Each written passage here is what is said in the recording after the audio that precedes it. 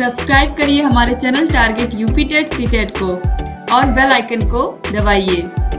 Hello friends, मैं रेनू स्वागत करती हूँ आप सभी का आपके अपने channel target UP TET CTET में। दोस्तों, अगर आपने जो सपने देखे हैं उनको पूरा करना है तो आप लोग सारे के सारे क्वेश्चंस को यहाँ पर ध्यान से देखिए, क्योंकि आपके जो सपने हैं उसका रास्ता यहीं से होकर के जाता है। क्योंकि आप जितनी मेहनत करोगे आपके सपने के पास आप उतना ही अधिक पहुंचोगे। तो चलिए स्टार्ट करते हैं हम क्वेश्चन नंबर 1 से।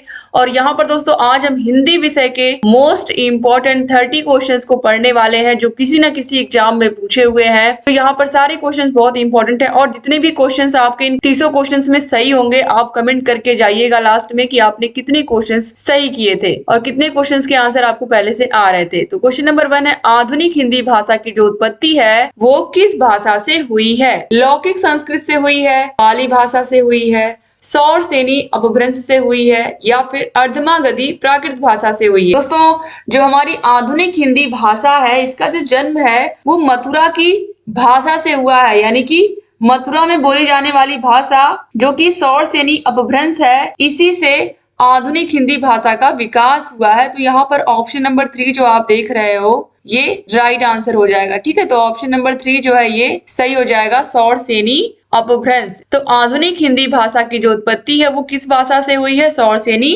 अपभ्रंश से हुई है। तो सौर सेनी अपभ्रंश जो कि सूरसेन प्रदेश यानी कि मथुरा की भाषा थी, इसी सौर सेनी अपभ्रंश से आधुनिक हिंदी भाषा या खड़ी बोली जो हम बोलते हैं या जो बोल रहे हैं, जिसमें हम बात कर रहे हैं दूसरे से, ये इसका विकास हुआ इस भाषा का। अब क्वेश्चन नंबर 2 पे आते हैं, गढ़वाली बोली हिंदी की किस उपभाषा के अंतर्गत शामिल है? पूर्वी हिंदी, पश्चिमी हिंदी, पहाड़ी या फिर बिहारी? तो दोस्तों यहाँ पर जो राइट आंसर है वो है ऑप्शन नंबर 3, पहाड़ी। ऑप्शन 3 सही हो जाएगा। आप लोग सारे क्वेश्चंस का आंसर भी देते रहिए। अब हम आते हैं क्वेश्चन नंबर 3 पर। ता ध्वनि किस वर्ग में शामिल है? जो ता ध्वनि है, कंठ, तालु, दंत या फिर मूर्धा? तो मैंने आप लोगों को बताया है कि कंठ, तालु, मूर्धा, दंत, ओष्ठ। कंठ, तालु, मूर्धा, दंत, ओष्ठ। तो इस तरीके से अगर आपने याद रखा है तो क वर्ग कंठ में आता है, च वर्ग तालु में आता है, फिर ट वर्ग मूर्धा में आता है और दंत में आता है त वर्ग। तो यहाँ पर आप देखिए ता पूछा है और ओष्ठ में यहाँ पर प वर्ग आ जाएगा। तो यहाँ पर ता है तो यहाँ पर दंत जो है ऑप्शन 3 जो है, तो कंठ, तालु, मूर्धा, दंत, ओष्ठ। इस तरीके से अगर आपके दिमाग में रहेगा तो कभी गलत नहीं होगा दोस्तों।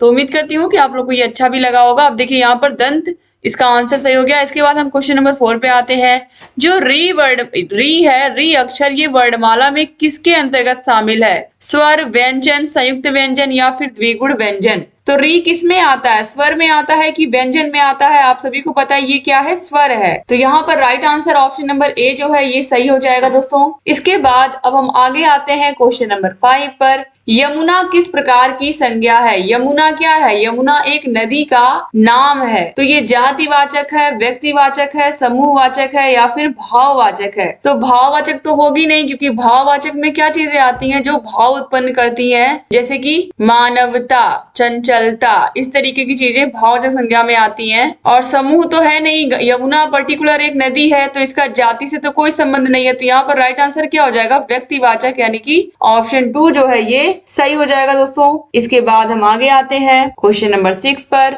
महात्मा गांधी किस प्रकार की संज्ञा है? तो महात्मा गांधी भी क्या एक पर्टिकुलर किसी व्यक्ति का नाम है? तो यहाँ पर देखिए ये क्या हो जाएगा? महात्मा गांधी व्यक्तिवाचक संज्ञा, समूहवाचक संज्ञा, जातिवाचक संज्ञा या भाववाचक संज्ञा? तो किसी व्यक्ति का नाम तो भाववाचक संज्ञा होगा नहीं। जातिवाचक किसी व्यक्ति के नाम से जाति का तो कोई मतलब नहीं है। समूहवाचक संज्ञा किसी एक इंसान की बात की जा रही तो समूहवाचक तो होगा नहीं। तो यहाँ पर राइट आंसर क्या हो जाएगा? ऑप्शन नंबर ए, व्यक्तिवाचक। इसके बाद क्वेश्चन नंबर 7 पे आते हैं। सर्वनाम के कितने भेद होते हैं? 4, 5, 6 या फिर 7? कितने भेद होते हैं? तो दोस्तों संज्ञा के स्थान पर प्रयोग होने वाले शब्दों को ही हम क्या कहते हैं? सर्वनाम कहते हैं। और जो हमारी हिंदी है, हिंदी भाषा में जो सर्वनाम है वो 6 प्रकार के होते हैं। तो कौन कौन से होते हैं? पुरुषवाचक सर्वनाम, निश्चयवाचक सर्वनाम, अनिश्चयवाचक सर्वनाम, संबंधवाचक सर्वनाम, प्रश्नवाचक सर्वनाम और निजवाचक सर्वनाम।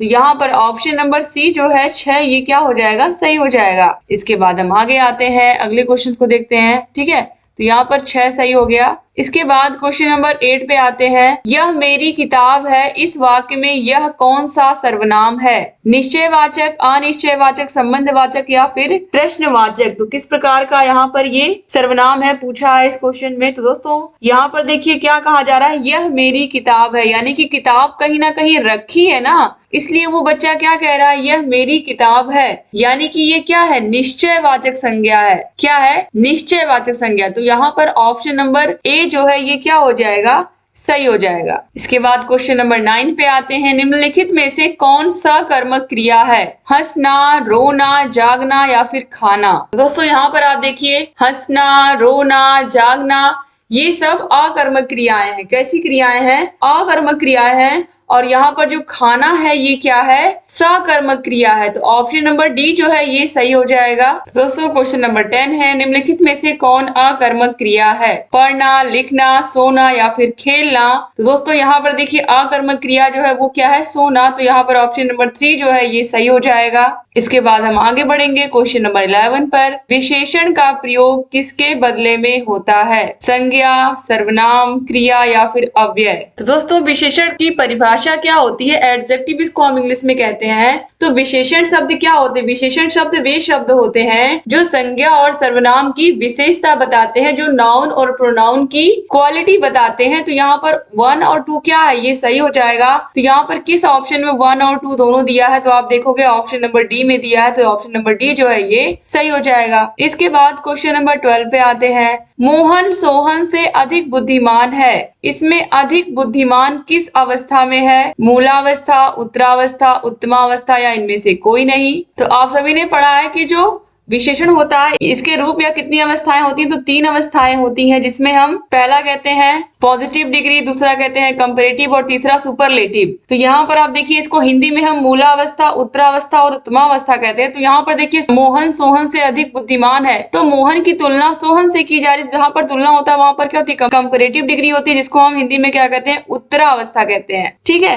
तो उत्तरावस्था यहाँ पर आप देखिए ऑप्शन नंबर बी है, ये सही हो जाएगा। इसके अलावा और सारे एग्जाम्पल भी हम देख सकते हैं इसके, जैसे जो महाभारत है वो रामायण से बड़ी है, फिर सीता गीता से अधिक बुद्धिमान है, सुनीता अनीता से अच्छी है। तो यहाँ पर क्या हो रहा है, 2 व्यक्तियों की तुलना हो रही है। ठीक है, तो यहाँ पर इसे हम क्या कहेंगे, उत्तरावस्था। इसके बाद क्वेश्चन नंबर 13 पे आते हैं। निम्नलिखित में से कौन अविकारी शब्द है? संज्ञा, सर्वनाम, विशेषण या फिर अव्यय? तो अविकारी शब्द कैसे होते हैं? ये ऐसे शब्द होते हैं जिन पर लिंग, कारण, वचन, काल और पुरुष किसी का भी कोई भी असर नहीं पड़ता है। तो ये क्या होते हैं, अव्यय शब्द होते हैं। तो यहाँ पर आप देखिए ऑप्शन नंबर डी जो है ये अविकारी शब्द या अव्यय कहलाते हैं। यानी कि अगर कोई वाक्य लिखा है तो उसमें ये ऐसे शब्द होते हैं जो ये बदल ही नहीं सकते हैं। जैसे कि राम अधिक बोलता है, तो जो अधिक शब्द है इसको हम उस पूरे पर्टिकुलर जो सेंटेंस है या वाक्य उसमें से हम अधिक को नहीं निकाल सकते हैं। ठीक है, इसी प्रकार ट्रेन कब तक आएगी या वह कब तक आएगी, तो जो कब शब्द है उसको हम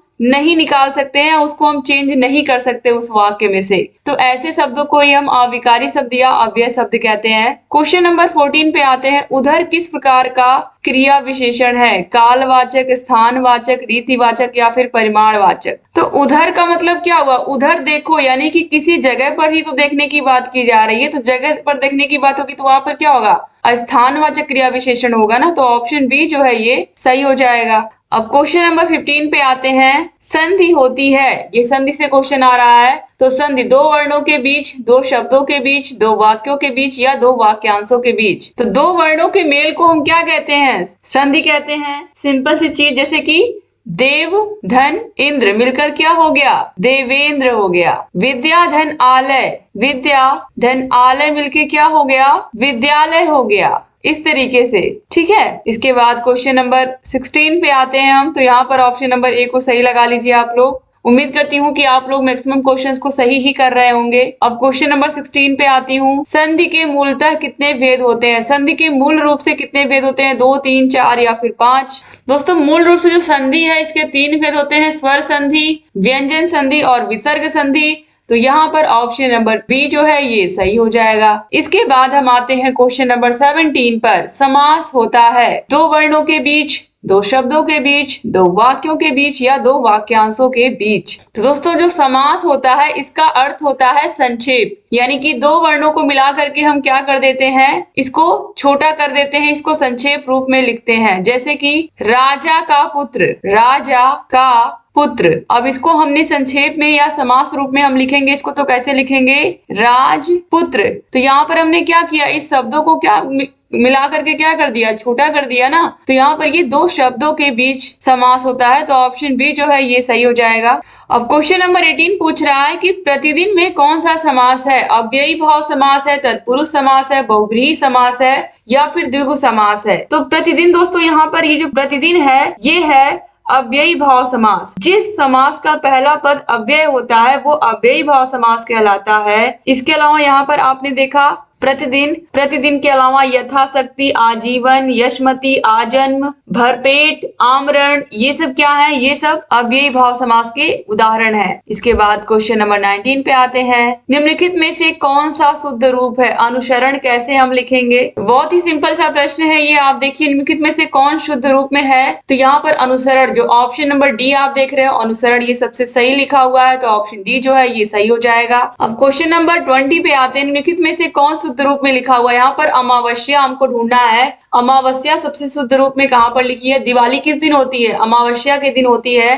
तो अमावस्या हम कैसे लिखते हैं, यहाँ पर ऑप्शन नंबर ए में आप देखिए बिल्कुल सही लिखा हुआ है अमावस्या, तो ऑप्शन ए यहाँ पर सही हो जाएगा। इसके बाद क्वेश्चन नंबर 21 पे आते हैं। बनावट के आधार पर शब्द के कितने भेद हैं, बनावट के आधार पर शब्द के कितने भेद हैं, 2, 3, 4 या फिर 5। तो दोस्तों बनावट या रचना के आधार पर जो शब्द होते हैं ये होते हैं 3 प्रकार के, रूढ़ शब्द, यौगिक शब्द और योग रूढ़ शब्द। तो यहाँ पर आप देखिए ऑप्शन नंबर बी जो है 3 ये सही हो जाएगा।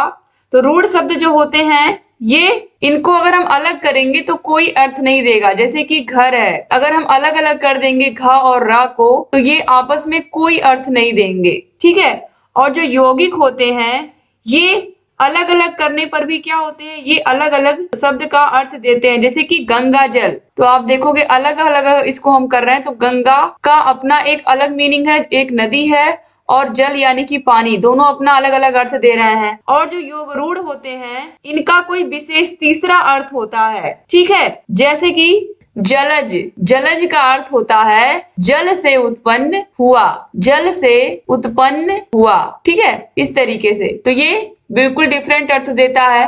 तो इस तरीके से यहाँ पर ऑप्शन बी जो है 3 आपने देखा सही हो गया। इसके बाद हम क्वेश्चन नंबर 22 पे आते हैं। व्युत्पत्ति या स्रोत के आधार पर शब्द कितने प्रकार के होते हैं, या उत्पत्ति के आधार पर जो शब्द होते हैं वो कितने प्रकार के होते हैं, 2, 3, 4 या फिर 5। दोस्तों उत्पत्ति के आधार पर जो शब्द होते हैं वो 4 प्रकार के होते हैं। कौन कौन से, तत्सम शब्द, तद्भव शब्द, देशज और विदेशज। तो यहाँ पर आप देखिए ऑप्शन नंबर सी जो है 4 ये सही हो जाएगा। अब क्वेश्चन नंबर 23 पे आते हैं। तल्लीन शब्द में सही उपसर्ग का विच्छेद है। तो तल्लीन शब्द यहाँ पर सही प्रकार से जो उपसर्ग है उसका विच्छेद किया गया है कि नहीं, यानी कि तल्लीन में उपसर्ग क्या है, तो यहाँ पर ध्यान से हम देखेंगे। तो तल्लीन में दोस्तों तत् उपसर्ग है, तत् धनलीन। तो यहाँ पर ऑप्शन नंबर डी जो है तत् धनलीन यानी कि तत् उपसर्ग है, ये बिल्कुल सही हो जाएगा। इसके बाद हम आगे आते हैं क्वेश्चन नंबर 24 पे। संस्कार शब्द में किस उपसर्ग का प्रयोग हुआ है, उपसर्ग आगे लगता है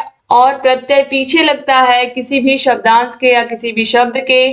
तो संस्कार में सम, सन, सम्स या फिर संस। तो यहाँ पर सम उपसर्ग है दोस्तों, ये बहुत ही इंपॉर्टेंट प्रश्न है। संस्कार में कौन सा उपसर्ग है, सम उपसर्ग है। इसी प्रकार प्रत्येक में अगर कोई पूछता है तो प्रति उपसर्ग है, ठीक है। इस तरीके से आगे बढ़ते हैं। अब हम क्वेश्चन नंबर 25 देखते हैं। अपरा नहीं आने वाली है, अपरा नहीं आने वाली है, ये किस प्रकार का वाक्य है, यहाँ पर पूछा है। बलदायक है, संदेहवाचक है, स्वीकारात्मक है या नकारार्थक है। तो आप ध्यान से देखिए, अपरा नहीं आने वाली है, तो जिन वाक्यों में नहीं आता है वो किस प्रकार के वाक्य होते हैं, वो नकारात्मक वाक्य होते हैं। संदेहवाचक तो होगा ही नहीं, क्योंकि इसमें कोई संदेह नहीं है। यहाँ पर क्लियर है कि जो अपरा है वो अगर कोई इवेंट है कहीं पर जाना तो वो नहीं जा रही है, तो संदेह तो है ही नहीं। और ये यहाँ पर स्वीकारात्मक वाक्य भी नहीं है और इस पर कोई बल नहीं दिया जा रहा है। तो ऑप्शन नंबर डी जो है नकारार्थक वाक्य है, यानी कि ये कैसा है, निगेटिव सेंटेंस है, ये सही हो जाएगा। क्वेश्चन नंबर 26 पे आते हैं।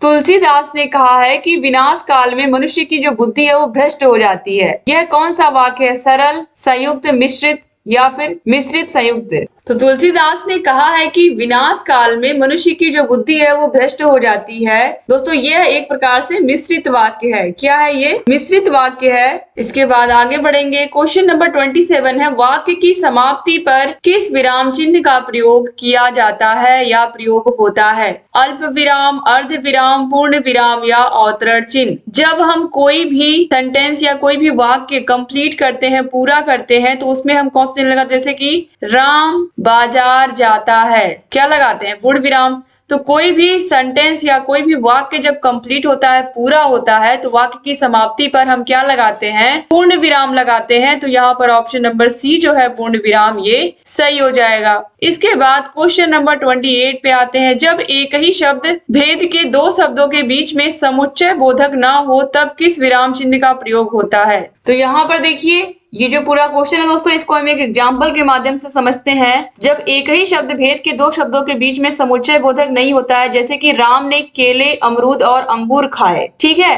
तो यहाँ पर हम क्या लगाएंगे? अल्प विराम लगाएंगे। जैसे कि राम ने केले, अमरूद और अंगूर खाए, ठीक है। तो आपको समझ में आ रहा होगा यहाँ पर कि किस तरीके से यहाँ पर हम अल्प विराम का प्रयोग करते हैं। इसके अलावा जनक की पुत्री सीता राम की पत्नी थी, तो यहाँ पर सीता के बाद भी हम अल्प विराम का प्रयोग करेंगे। संसार में दुख और सुख, मरना और जीना, रोना और हंसना लगा ही रहता है, तो इसमें भी हम अल्प विराम का प्रयोग करेंगे। तो यहाँ पर ऑप्शन नंबर ए जो है ये सही हो जाएगा। क्वेश्चन नंबर 29 पे आते हैं। प्राचीन का विलोम है, बहुत ही आसान सा प्रश्न है। प्राचीन का विलोम क्या है? नया, आधुनिक, अर्वाचीन या उजाला? तो प्राचीन का विलोम क्या हो जाएगा? अर्वाचीन। क्या हो जाएगा? अर्वाचीन। प्राचीन का विलोम अर्वाचीन। तो प्राचीन का मतलब पुराना और अर्वाचीन का मतलब नया होता है, ठीक है। इसके बाद क्वेश्चन नंबर 30 पे जाते हैं और 30 को करने से पहले मैं फिर आप लोगों से रिक्वेस्ट कर रही हूँ कि अगर आपने सारे क्वेश्चंस के आंसर सही किए होंगे तो आप प्लीज कमेंट करके जाइएगा। और दोस्तों मुझे पूरी उम्मीद है कि जो सीरीज हम चला रहे हैं इंपॉर्टेंट क्वेश्चंस की, वो आपको अच्छी लग रही होगी और आगे भी इसी तरीके की वीडियोज हम लेकर के आएंगे। अगर आप और मोटिवेट करेंगे हमको तो प्लीज अधिक से अधिक लोग कमेंट करिएगा।